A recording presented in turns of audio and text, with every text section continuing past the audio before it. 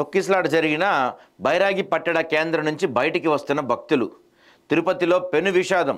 తొక్కిసలాటలో 5 భక్తుల మృతి, అస్వస్థతతో మరో మహిళ కన్నుమూత. వైకుంఠ ద్వారదర్శన టోకెన్ల కోసం తోపులాట. రుయా స్విమ్స్ ఆసుపత్రిలో 48 మందికి చికిత్స. ప్రధానంగా మనకి అన్ని పత్రికల్లో కూడా దీని గురించే మనకి వార్త కనపడుతుంది. ఆంధ్రజ్యోతిలో కూడా తొక్కిసలాట గురించి రాశారు. ఆంధ్రజ్యోతిలో మనం ఒకసారి సాక్షి చూద్దాం. అంటే రాజకీయంగా పక్కన పెడితే ఇలాంటి టైంలో ఇలాంటి వార్తను సాక్షి వాళ్ళు బారాస్తారు. రాజకీయం పక్కన పెడదాం మనం కాసేపు.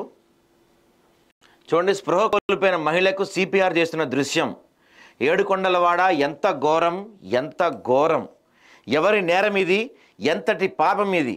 వైకుంఠ ఏకాదశి టోకెన్ల జారీలో తొక్కిసలాట, 6 మృతి, 10ల సంఖ్యలో భక్తులకు గాయాలు. దాదాపుగా మనకు తెలిసిన సమాచారం ప్రకారం 48 నుంచి 50 మంది దాకా గాయాలేనంటే తిరుపతి రుయా ఈ హాస్పిటల్స్లో ట్రీట్మెంట్ జరుగుతుంది. దాదాపుగా 6 మృతి అయ్యారు. మృతుల సంఖ్య ఇంకొంత పెరిగే అవకాశం కూడా ఉందని చెప్తున్నారు. అక్కడ ఎవరిది తప్పు దీంట్లో? ఎవరిది పాపం దీంట్లో? తిరుపతిలో టోకెన్ల కేంద్రాల వద్ద ఉదయం నుంచే పోటెత్తిన లక్షలాది భక్తులు. రాత్రి 8:35 ఒక్కసారిగా గేట్లు ఓపెన్. దూసుకెళ్లిన భక్తజనం. క్యూలైన నిర్వహణలో చేతులెత్తేసిన అధికారులు. అడుగడుగున నిర్లక్ష్యం. ఫలితంగా తోపులాట, నలిగిపోయిన వృద్ధులు, చిన్నారులు, మహిళలు. రుయా స్విమ్స్ ఆసుపత్రులకు క్షతగాత్రుల తరలింపు. భక్తుల ఆర్తనాదాలతో దద్దరిల్లిన ఆధ్యాత్మిక నగరం. చాలా పేజీలు రాశారు వీళ్ళు. నిజంగా దీని గురించి మాట్లాడుకోదగిన విషయం. తిరుపతి చరిత్రలో ఇలాంటి సంఘటన మనం కని విని చూడలేదు, జరగలేదు. మరి ఇది ఎవరి వైఫల్యం? టీటీడీ చైర్మన్ వైఫల్యమా? ప్రభుత్వ వైఫల్యమా? పోలీస్ శాఖ వైఫల్యమా? ఈవో వైఫల్యమా? ఎవరి వైఫల్యం అయితే ఏంటి? ఎవరు కారణమైతేనేంటి? ఆ చనిపోయిన 6 ఇప్పుడు ఎక్కడ తిరిగి వస్తారు? వైకుంఠ దర్శనానికి వెళ్ళిన వాళ్ళందరూ వైకుంఠంకి వెళ్ళిపోయిన పరిస్థితి మనకు కనపడుతుంది. 6 అంటే చిన్న విషయమా? ఇక్కడ సంజయ్ థియేటర్లో ఒకరు చనిపోతే అల్లు అర్జున్ అరెస్ట్ చేశారు. మరి ఇక్కడ 6 చనిపోయారు. ఎవరిని అరెస్ట్ చేయబోతున్నారండి? ఇప్పుడు చంద్రబాబుని అరెస్ట్ చేయబోతున్నారా? ఎవరిని అరెస్ట్ చేయబోతున్నారు? మరి ఇప్పుడు ఈ 6 మృతికి కారణం ఎవరు? డీజీపీయా? అక్కడ ఎస్పీయా? ఎవరు ఈ 6 మృతికి కారణం ఎవరు? పోలీస్ శాఖ వైఫల్యం కాదా ఇది పూర్తి స్థాయిగా? ఆల్రెడీ మార్నింగ్ టీటీడీ చైర్మన్ చెప్పాడు, భారీ సంఖ్యలో జనం వస్తున్నారు, బందోబస్తుగా 5,000 మందిని పెట్టండి అని చెప్పారంట ఆయన. ఇక్కడ ఎంతమందిని పెట్టారు?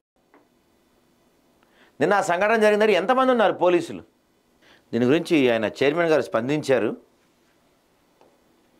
ఆయన ఏమంటున్నారు చూద్దాం ఒకసారి. తెలుసు గొడవ అవుతుందేమో అనే నాలో అనుమానం ఉంది. నేను అధికారుల దగ్గర కూడా వ్యక్తం చేశాను. ఎస్పీ దగ్గర కూడా నేను టెంపుల్లో కనిపిస్తే చెప్పాను, మీరు ఆషామాషిగా తీసుకోవద్దండి, దీన్ని జాగ్రత్తగా చేయండి. అప్పుడు అన్నారు వాళ్ళు 5,000 మంది పోలీసులు పెడుతున్నామండి, మేము చూసుకుంటామండి, అది ఇది అని అన్నారు నాతో. ఇది దురదృష్టకరం. ఇప్పుడు ఎవరిని మనం నిందించలేము, ఒకలా ఇద్దరు అనేది ఇది పొరపాటు జరిగిపోయింది. మరి దానికి చింతించడం తప్ప మనం చేసేదేం లేదు ఈ టైంలో. కుట్రేమో ఉండవండి దీంట్లో, ఎందుకుంటాయి కుట్రలు కానీ అవన్నీ అబద్ధాలు.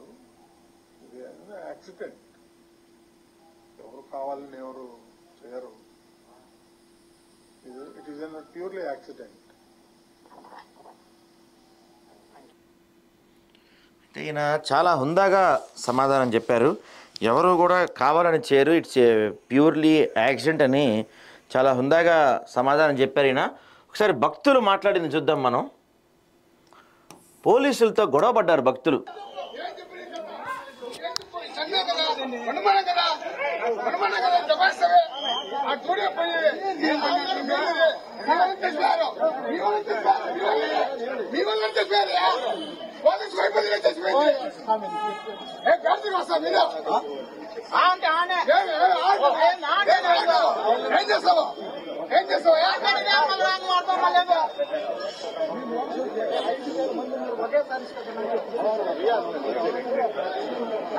పోలీసులు ఏం చెప్పి డ్యూటీ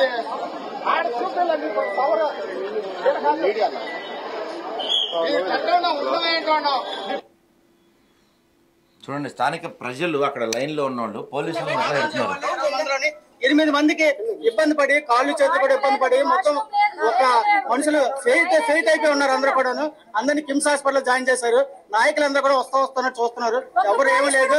పోలీసులు అందరినీ వేస్ట్ గా చూస్తున్నారు. దరిద్రులాగా ఉన్నారు అందరూ. అది పరిస్థితి. ఇక్కడ పోలీసులు ఎప్పుడు కూడా సరిగా చేయలేదు. మా పరిస్థితి అందరినీ ఏం చేయాలని మీరు ఆలోచించుకోండి. 20 మందిలోనే మొత్తం అందరికీ కూడా అందరూ ఫెయిట్ అయిపోయి ఉన్నారు. ఎవరికి కూడా ఏం బాగాలేదు. జరిగింది ఎక్కడ ఏం జరిగింది చెప్పండి. ఒక అమ్మాయి కళ్ళు తిరిగి పడిపోయింది. ఆ అమ్మాయితో పాటు కూడా ఒక్కళ్ళే పంపించారు. ఒక్కళ్ళు అయిపోయిన తర్వాత నేను పడిపోయాను కళ్ళు తిరిగి. పడిపోతే నన్ను ఒక అమ్మాయి తీసుకుని వెళ్ళింది.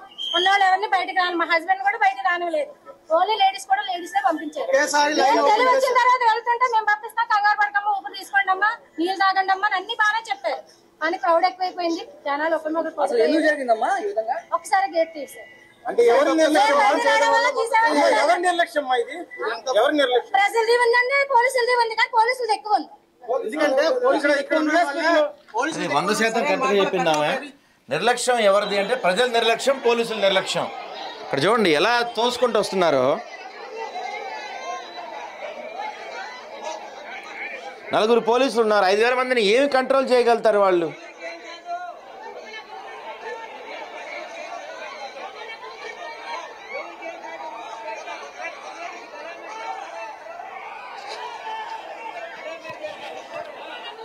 భక్తుల ఆర్తనాదనాలు చూస్తున్నాం మనం అక్కడ. నాకు ఒక విషయం తెలియక అడుగుతా, ఎందుకండి ఇంకా చాలా లేటెస్ట్ టెక్నాలజీ తీసుకొస్తున్నాం, చాలా అప్డేటెడ్ టెక్నాలజీ తీసుకొస్తున్నాం అని చెప్తున్నారు చైర్మన్ గారు. ఇంకా ఎందుకు ఈ టోకెన్లు లైన్లో నుంచోబెట్టి ఇవ్వటాలు, రూమ్స్లో పెట్టి గంటలు వెయిట్ చేయించటాలు? అంతా కూడా ఆన్లైన్ పద్ధతి చేసేయచ్చు కదా. ఇలా గంటలు లేకపోతే వచ్చిన వాళ్ళకి వచ్చినట్టు టోకెన్లు ఇచ్చేయచ్చు కదా. లైన్లో నుంచోబెట్టి అందరినీ ఒకేసారి వదలటం దేనికి? ఈ విషయంలో నన్ను అడిగితే అటు పోలీసులది ఇటు అధికారులది ఎంత తప్పు ఉందో ప్రజలది కూడా అంతే తప్పు ఉంది. మీరు అనొచ్చు ప్రజలది ఏం తప్పు ఉంది అనొచ్చు. ఏమైందండి ఇప్పుడు? వైకుంఠ ద్వార దర్శనానికి వెళ్ళకపోతే ఏమవుతుంది? వైకుంఠ ద్వార దర్శనానికి వెళ్తే దేవుడు మీకు ఏమన్నా ఎక్స్ట్రా వరాలు ఇస్తాడా? ఎక్స్ట్రా పుణ్యం ఏమన్నా ఇస్తాడా? ఆయన మన గురువులు చాగంటి గారు, తర్వాత ఈ గరికిపాటి గారు లాంటి వాళ్ళు చెప్తుంటారు, చాలాసార్లు చెప్తుంటారు. వాళ్ళ ప్రవచనాలు మనం ఫాలో అవుతుంటాం కదా. ఆ ప్రవచనాల్లో వాళ్ళు ఏం చెప్పారు? ఇలాంటి టైంలో వెళ్ళకండి, ఆలయాలకి వెళ్ళకండి. ఏ రోజు వెళ్ళినా దేవుడు ఒక్కడే ఉంటాడు, దేవుడు అక్కడే ఉంటాడు. మనం ఉత్తర ద్వాదశానికి వెళ్ళినంత మాత్రాన, వైకుంఠ ద్వాదశానికి వెళ్ళినంత మాత్రాన మన పుణ్యాలేమి పెరిగిపోవు, పాపాలేమి మాడిపోవు, మనకి దేవుడు ఎక్స్ట్రా ఏమి ఇవ్వడు. వైకుంఠ ద్వాదశానికి వెళ్తే డైరెక్ట్గా వైకుంఠం వెళ్ళిపోవచ్చు అనుకున్నారా? లేకపోతే ఏమన్నా? సరే, మనం పోలీసుల తప్పు గురించి, ప్రభుత్వాల తప్పు గురించి మళ్ళీ మాట్లాడదాం. మనం ఖచ్చితంగా మాట్లాడతా. మీరేంటి ప్రజల్ని అంటున్నారు అనుకోవచ్చు మీరు. వాళ్ళ తప్పు గురించి కూడా మాట్లాడతాం. ముందుగా మనకి మనం మాట్లాడుకోవాలి, ప్రజలకి ప్రజలం మాట్లాడుకోవాలి. ఏంటి వైకుంఠ ద్వారదర్శనానికి వెళ్ళకపోతే ఏమవుతుంది ఇప్పుడు అంత అర్జెంటుగా? చిన్నపిల్లల్ని వేసుకొని, వృద్ధుల్ని వేసుకొని తొక్కిసలాటలు జరుపుకుంటా ఎందుకు అంత అవసరం ఏంటి? వైకుంఠ ద్వారదర్శనానికి ఇప్పటికీ దాదాపు మనకి తిరుమల చరిత్ర తెలిసి ఒక 100 ఏళ్ళ నుంచి తెలుసండి. సరే, 100 ఏళ్ళు పక్కన పెట్టేసేయండి. ఈ మధ్యకాలంలో మనకి అంత టెక్నాలజీ తెలిసిన దగ్గర నుంచి ఒక 50 ఏళ్ళ నుంచి మనకి మొత్తం తెలుసు, తిరుమల చరిత్ర మొత్తం తెలుసు. ఇన్నేళ్లలో వైకుంఠ ద్వారదర్శనానికి కానీ, లేకపోతే ఉత్తర ద్వారదర్శనానికి కానీ ఇలాంటి వాళ్ళందరికీ వెళ్ళొచ్చిన వాళ్ళకి ఎవరన్నా సీఎం అయిపోయారా, పిఎం అయిపోయారా? విడి రోజుల్లో వెళ్ళినా అదే వెంకన్న ఉంటాడు, మామూలుగా వెళ్ళినా అదే వెంకన్న ఉంటాడు. ఏంటి స్పెషల్ ఏంటి మైకు? ఎందుకింత అత్యుత్సాహం, ఎందుకింత అవసరం? దెబ్బలు తగిలించుకొని ప్రాణాలు కోల్పోయి ఇంత అవసరమా? ప్రజలకి విజ్ఞప్తి చేస్తున్నా, దయచేసి ఇందాక చైర్మన్ గారు చెప్పినట్టు జరిగిపోయింది మార్చలేం మనం. సరే, దాంట్లో తప్పులు ఎవరివి, లోపాలు ఎవరివి అన్నీ మాట్లాడుకున్నా పోయిన ప్రాణాలతో తిరిగి తీసుకురాలేం కదా మనం. ఇక ముందు నుంచైనా భక్తులకు నా విన్నపం, నేను చేతులు జోడించి మీకు నమస్కారం పెడుతున్నానయ్యా. రేపు శివరాత్రి రావచ్చు, లేకపోతే సంక్రాంతి రావచ్చు, లేకపోతే ఇప్పుడు ద్వారదర్శనం కావచ్చు, ఏ పండగలకైనా పండగల రోజు వెళ్ళి గుళ్ళల్లో అలా తోపులాటలు చేసుకోకండి. ఇప్పుడు ఈ వార్త ప్రపంచం మొత్తం వినపడుతుంది. తిరుపతిలో జరిగిన ఈ సంఘటన గురించి నేషనల్ మీడియా మొత్తం మాట్లాడుతుంది, దేశం మొత్తం మాట్లాడుతుంది. ప్రధాని మోడీ కూడా దీనిపైన దిగ్భ్రాంతి వ్యక్తం చేశారు. ఆయన ఆంధ్ర వచ్చినప్పుడు జరిగింది కదా ఈ సంఘటన. ఆ టైంలో ఆయన ఆంధ్రలోనే ఉంటున్నాడు, వైజాగ్లో ఉంటున్నాడు. ఆ టైంలో ఆయన చంద్రబాబుకి మరి అది ఆంధ్ర ప్రజల దౌర్భాగ్యమో చంద్రబాబు బ్యాడ్ లక్కో తెలియదు, కానీ ఆయన అధికారంలో ఉన్నప్పుడు ఆయన సీఎంగా ఉన్న ప్రతిసారి ఏదో ఒక దరిద్రం మనకు జరుగుతూనే ఉంది. గోదావరి పుష్కరాలప్పుడు 22 మంది చనిపోయారు, ఇప్పుడు 6 చనిపోయారు. చరిత్రలో జరగనివి ఇవన్నీ. గత ప్రభుత్వాల్లో మనకి ఈ వీళ్ళ పేరేంటి వైఎస్ఆర్సీపీ హయాంలో ఎంత భ్రష్టు పట్టించారు తిరుమల చరిత్రను ఎంత భ్రష్టు పట్టించారు. ఒక అన్య మతస్థుడిని ఈవోగా పెట్టారు, అన్య మతస్థుడిని చైర్మన్గా పెట్టారు. తిరుమల ఆలయ పవిత్ర మొత్తం దెబ్బతీశారని మనం మాట్లాడుకున్నాం. అమ్మయ్య ఇంకనైనా దరిద్రం పోయింది, ఇప్పటికైనా మనకి మంచి వాళ్ళు రాబోతున్నారని చెప్పి సంతోషపడ్డ టైంలో ఇలాంటి ఒక సంఘటన. దీంట్లో తప్పు ఎవరిది, బాధ్యులు ఎవరు? ఇప్పుడు ఎస్పీని సస్పెండ్ చేస్తారో, లేదా డిఎస్పీనో డీజీపీనో ఎవరో ఒకరిని సస్పెండ్ చేస్తారో, లేదా వాళ్ళు రాజీనామా చేస్తారు. కానీ పోయిన ప్రాణం తిరిగి వస్తుందా? చూద్దాం అసలు ఇక్కడ ఏం జరిగిందో చూద్దాం. ఒక్కసారిగా గేటు తెరవగానే వైకుంఠ దూరదర్శన టోకెన్ వైపు దూసుకెళ్తున్న భక్తులు, తొక్కిసలాటతో పడిపోతున్న మహిళలు. మనకి తెలిసిన ప్రాథమిక సమాచారం ఏంటంటే ఒక దగ్గర ఒక మహిళ ఆ జనానికి తో మన ఊపిరాడక ఒక మహిళ ఇబ్బందికి గురైందంట. ఆ మహిళ ఇబ్బందికి గురై నన్ను బయటికి తీసుకొచ్చేయండి సార్, నేను ఉండలేకపోతున్నా, నాకు ఏదో శ్వాస అందట్లేదు అని చెప్పి ఆమె పోలీసు వాళ్ళని విన్నవించుకుంటే, సరే ఆ పోలీసు వాళ్ళు పాపం ఆమెని బయటికి తీసుకొద్దాం పాపం అని చెప్పి ప్రయత్నం చేశారు. ఆమెను బయటకు తీసుకొచ్చే క్రమంలో గేట్ ఓపెన్ చేయగానే ఇంకేముంది టికెట్లు ఇచ్చేస్తున్నారని చెప్పి అందరూ పొలవమని తోసుకుంటూ వచ్చేసారు. ఇది అక్కడ జరిగిన సంఘటనగా మనకు తెలుస్తుంది. అయితే 2-3 ప్రాంతాల్లో జరిగిందంట అక్కడ తొక్కిసలాట. మరి దాని గురించి ఇంకా పూర్తి వివరాలు రావాల్సి ఉంది. సరే చూద్దాం వీళ్ళు ఏం రాశారో. గోవింద నామాలతో ప్రతిధ్వనించాల్సిన చోట మృత్యుఘోష వినిపించింది. ఏడుకొండలవాడి సాక్షిగా భక్తుల ఆర్తనాదాలతో ఆధ్యాత్మిక నగరి దద్దరిల్లింది. అరుపులు కేకలతో తిరుపతి బీతిల్లింది. చిన్నారులు వృద్ధులు ఉక్కిరిబిక్కిరయ్యారు. మహిళలు కన్నీటి పర్యంతమయ్యారు. కింది పడ్డ వాళ్ళను తొక్కుకుంటూ వెళ్తున్న వారు కొందరు, ప్రాణభీతితో తోసుకొచ్చిన వారు మరికొందరు. వెరసి కనీ విని ఎరుగని రీతిలో తొక్కిసలాటకు కారణమైంది. పడిపోయిన వారిని బతికించుకోవాలని ఆయా కుటుంబాల తాపత్రయం గుండెలు పిండేసింది. ఆ దృశ్యాలు హృదయ విదారకంగా ఉన్నాయి. గతంలో గోదావరి పుష్కరాలు, ఇప్పుడు వైకుంఠ ఏకాదశి. నాడు పబ్లిసిటీ పిచ్చి, నేడు అలవి మాలిన అలసత్వం. సందర్భం ఏదైనప్పటికీ ప్రభుత్వం నిలువెత్తు నిర్లక్ష్యానికి అమాయకులు బలవుతున్నారు. కోట్లాది మంది తమ జీవిత కాలంలో ఒక్క అవకాశం కోసం ఆరాటపడే వైకుంఠ ద్వారదర్శన టికెట్ల జారీ ఏర్పాట్లో సర్కారు వైఫల్యం కారణంగా పెను తొక్కిసలాట చేసుకొని 6 ప్రాణాలు కోల్పోగా పదుల సంఖ్యలో భక్తులు తీవ్రంగా గాయపడ్డారు.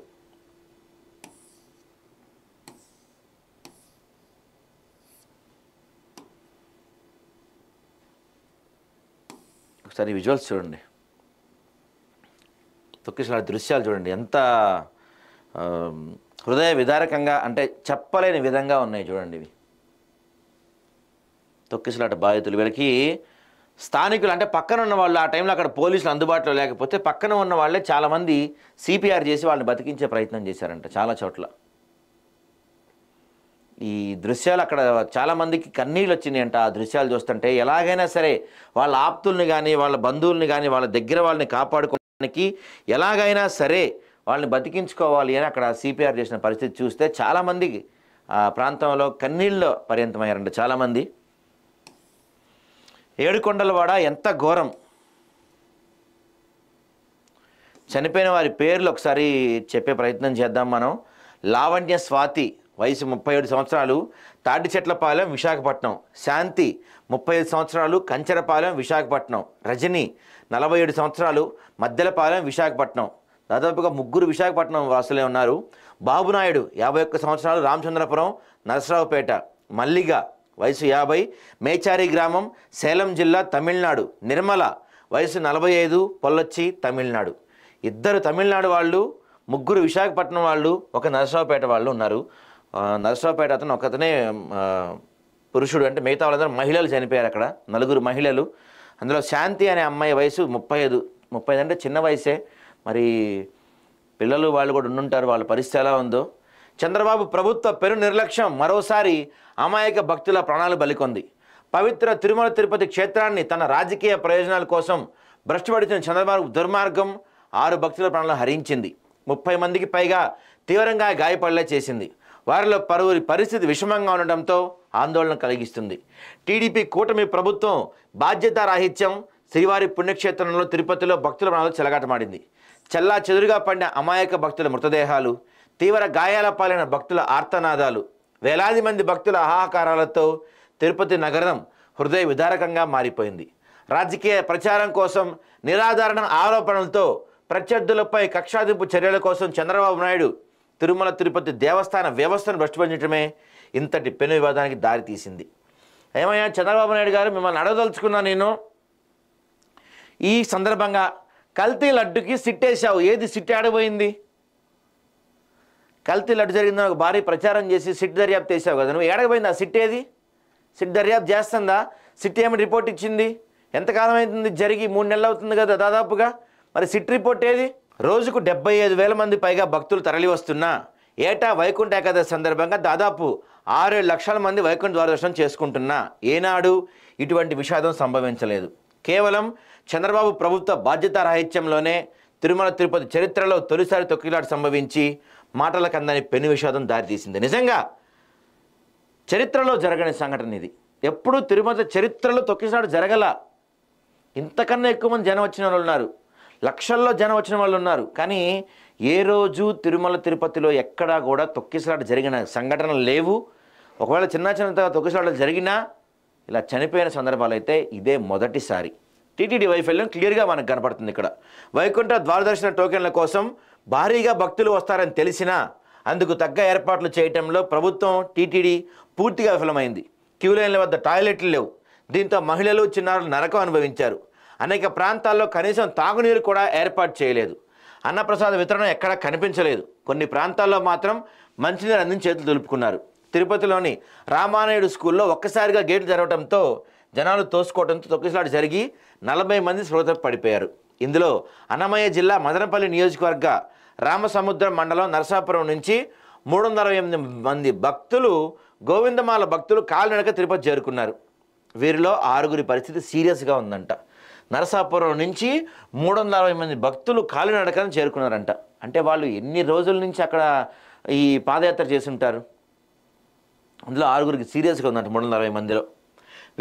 వీరితో పాటు వచ్చిన బంధువులు, బాధితుల్లో ఏం జరిగిందోనే ఆందోళన చెందుతున్నారు. ఎటు వెళ్ళాలో, ఎక్కడికి వెళ్ళాలో తెలియక స్కూలుకు దగ్గరలో ఉన్న పద్మావతి పార్కులో వేచి చూస్తున్నారు. ఈ స్కూల్లో జరిగిన తొక్కిసలాటలో మదనపల్లి, పొంగనూరు, నరసాపురం, చిత్తూరు, తమిళనాడు సరిహద్దు ప్రాంతాలకు చెందిన వారు అధికంగా ఉన్నారని తెలుస్తుంది. ప్రస్తుత పరిస్థితిలో అదుపులో ఉంది. దారుణం జరిగిపోయాక పోలీస్ బలగాలు రంగంలో దిగడంతో భక్తులు తీవ్ర ఆగ్రహం వ్యక్తం చేస్తున్నారు. సరే, ఇంక వీళ్ళు ప్రచార ఆర్భాటం అని ఏదో రాస్తున్నారు కానీ ముమ్మాటికి ఇది నిర్లక్ష్యమే. వైకుంఠ ఏకాదశి పర్వదినం పురస్కరించుకొని టీటీడీ తిరుమలలో వైకుంఠ ద్వారదర్శనం కల్పించడం ఆనవాయితీ.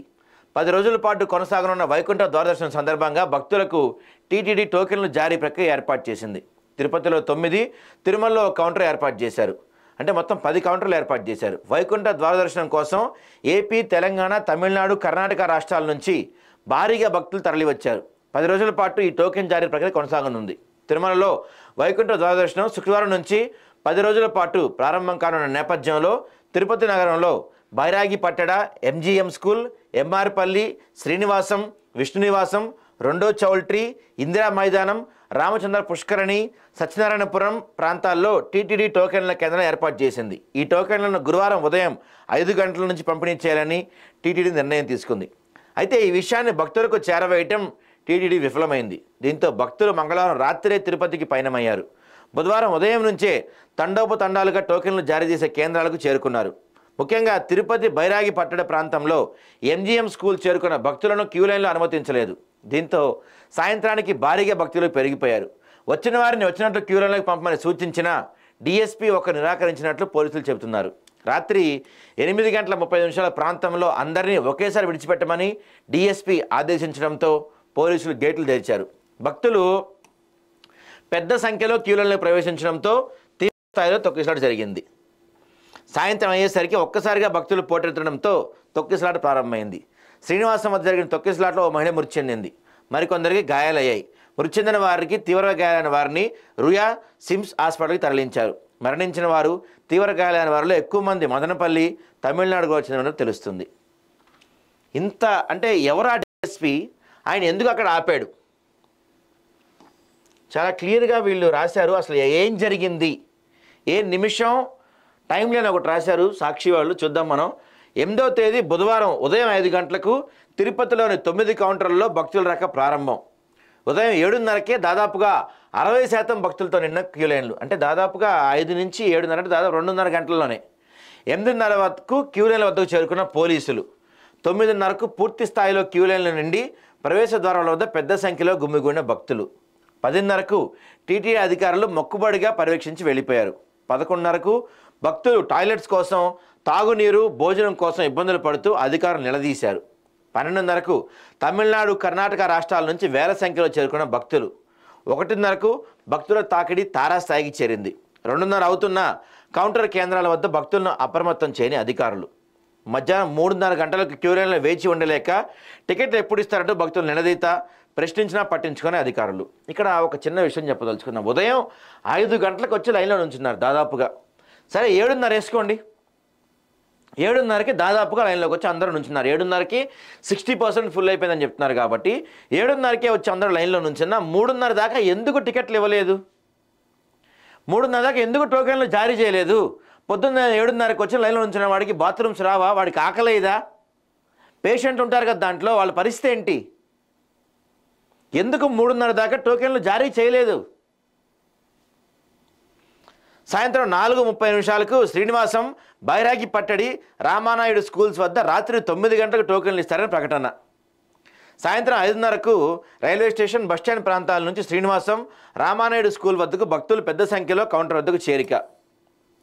సాయంత్రం 6:30కు కౌంటర్ కేంద్రం వద్ద టీటీడీ సిబ్బంది కంప్యూటర్ల పనితీరు చెక్ చేసుకోవడంతో టోకెన్లు ఇస్తారని భక్తుల్లో ఉత్సాహం. రాత్రి 7:30 గంటలకు ఒకసారిగా కేకలు వేస్తూ భక్తులు ముందు సాగడంతో శ్రీనివాసం కౌంటర్ వద్ద తమిళనాడుకు చెందిన మల్లిక అనే మహిళ క్యూ లైన్లో కింద పడిపోయింది. 7:45కు కింద పడిన మహిళ పైనుంచి భక్తులు తొక్కుకుంటూ వెళ్ళిపోయారు. దీంతో ఆమె స్పృహ కోల్పోయింది. ఇక్కడ చెప్తా ఉన్నాను ఒక్క నిమిషం. తర్వాత 8 గంటలకు మరో 10 మంది భక్తులు కింద పడిపోయారు. వారంతా గాయపడ్డారు. అప్పుడు అప్రమత్తమైన అధికారులు గాయపడ్డ భక్తులను రుయా స్విమ్స్ ఆసుపత్రికి తరలించే ప్రయత్నాలు చేశారు. 8:30కు స్పృహ కోల్పోయిన మహిళ ఆసుపత్రికి వెళ్లే మార్గ మధ్యలో మృతి చెందింది. అదే సమయంలో బైరాగి పట్టిడి, రామానాయుడు స్కూల్స్ వద్ద తోపులాటలో 40 మంది కింద పడి స్పృహ కోల్పోయారు. వెనుకొన్న భక్తులు వీరిని తొక్కుకుంటూ వెళ్ళిపోయారు. ఇక్కడ ఒకసారి 9:10 కింద పడిన భక్తులను రుయా హాస్పిటల్కి తరలించారు. వీరిలో 5గురు చికిత్స పొందుతూ మరణించినట్టు గుర్తించారు. 9:20కి అధికారులు ఇదేమీ పట్టించుకోకుండా టోకెన్ల జారీ కొనసాగించే పనిలో పడ్డారు. అంటే ఉదయం 5 గంటలకు లైన్లో నుంచుంటే సాయంత్రం 9:30కు, సాయంత్రం కాదు రాత్రి 9:20కి టోకెన్లు ఇస్తూ స్టార్ట్ చేశారు వీళ్ళు మెల్లగా. ఇక మరో విషయం గురించి నేను చెప్పదలుచుకున్నా. ఇక్కడ 7:45కి ఒకసారి మహిళ కింద పడిపోతే తొక్కుకుంటూ వెళ్ళిపోయారంట భక్తులు. 7:45కి ఒకసారి, తర్వాత 8:30కి ఒకసారి. మీరు భక్తులేనా? మీరు నిజంగా భక్తులేనా మీరు? చెప్పండి. తొక్కుకుంటూ వెళ్ళిపోయిన వాళ్ళు బుద్ధుందా మీకేమన్నా? కింద పడిపోయింది కూడా ఒక భక్తురాలే కదా, ఆగలేరా? తొక్కుంటూ వెళ్తారా? మనుషులా మీరు? ఇంకేమన్నానా? ఒక మహిళ పడిపోయి ఉంటే, లేకపోతే ఎవరో ఒక మనిషి పడిపోయి ఉంటే తొక్కుకుంటూ వస్తే దేవుడు మీకేమన్నా డైరెక్ట్గా స్వర్గానికి తీసుకెళ్తా అని చెప్పాడా? అరే ఎవరో పడిపోయారు, ఆగుదాం, వాళ్ళని లేపుదాం, వాళ్ళకి ఏమన్నా ఇబ్బంది ఉందేమో చూద్దాం. మానవత్వం ఎక్కడ తెచ్చిందండి మీ అందరికీ? మానవత్వం ఎటుపోయింది మీ అందరిలో? మానవత్వం ఎక్కడ పోయింది మీ అందరిలో? చెప్పండి. కనీసం మానవత్వం ఉందా? ఏమయ్యా పవన్ కళ్యాణ్, ఏదో సనాతన ధర్మాన్ని పరిరక్షిస్తాను, సనాతన ధర్మం బోర్డు పెడతానని చెప్పావు. నీ హయాంలో తిరుపతిలో ఎలాంటి జరిగిందో చూస్తున్నావా నువ్వు పవన్ కళ్యాణ్? మరి దీని గురించి మాట్లాడవే నువ్వు? మాట్లాడాడండి పవన్ కళ్యాణ్. మాట్లాడి ఏమంటాడంటే, ఇలాంటి సంఘటన జరగడం దురదృష్టకరం, భక్తులకి చూసుకోండి ఒకసారి, హాస్పిటల్ పాలైన వాళ్ళకి జనసేన నాయకులు, జన సైనికులు చూసుకోండి అని చెప్పారు. ఇదే వైసీపీ హయాంలో జరిగి ఉంటే ఇంతే స్మూత్గా చెప్పేవాడిగా పవన్ కళ్యాణ్ నువ్వు? ఇదే వైసీపీ హయాంలో జరిగి ఉంటే. రాజకీయాలు తప్ప నిజంగా సనాతన ధర్మం మీద ఎవరికీ స్పృహ లేదు, ఎవరికీ పట్టింపు లేదు. మనకు కావాల్సింది ఓట్లు, సీట్లు, రాజకీయాలు. దేవుడు ఏమైపోతే మనకేంటి? ఇది చూడండి, చిన్న పాప చూడండి ఎట్లా ఏడుస్తుందో. ఇదిగో మహిళని నలిపేస్తున్నారు ఇక్కడ చూడండి. ఇదిగో లాఠీ చార్జ్ భక్తుల పైన పోలీసుడు.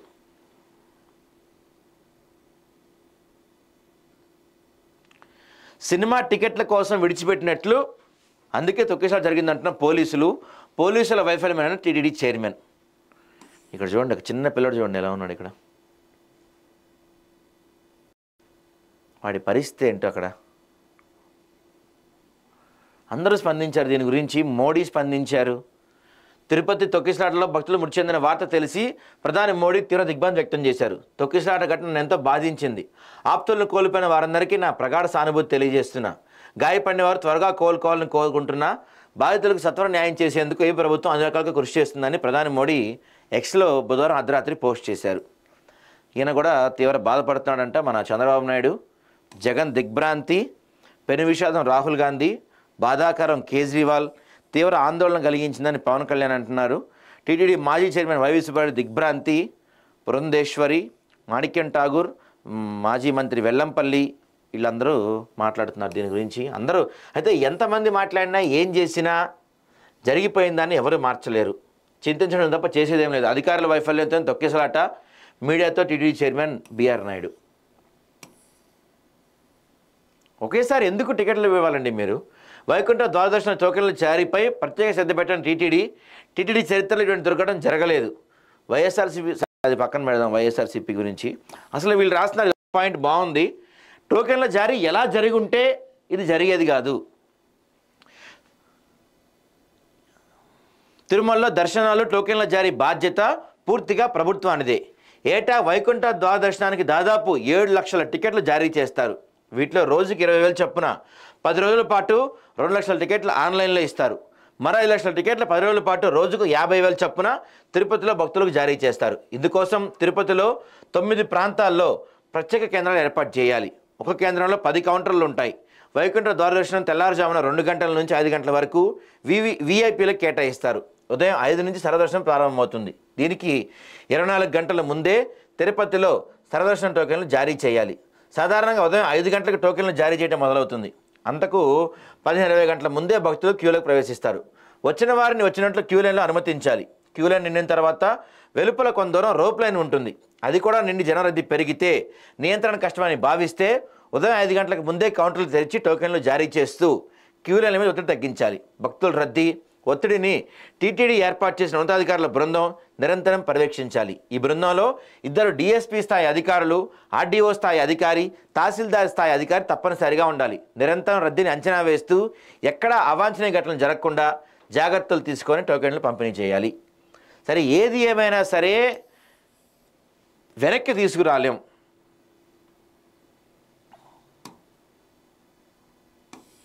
జరిగిపోయిన సంఘటనని మనం వెనక్కి తేలేము. ఆసుపత్రిలో ఆహాకారాలు, 6 మృతి. పోలీసులతో గొడవలు చూడండి. చంపేలానే చేసినట్టుందని చెప్పి అంటున్నారంట ఒకళ్ళు.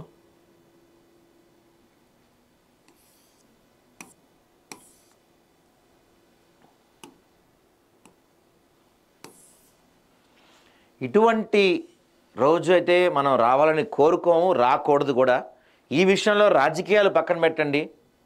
టీడీపీయా, ఎన్డీఏ కూటమా, వైఎస్ఆర్సీపీయా, జనసేన, తొక్కాతోల ఇవన్నీ రాజకీయాలు పక్కన పెడదాం కాసేపు.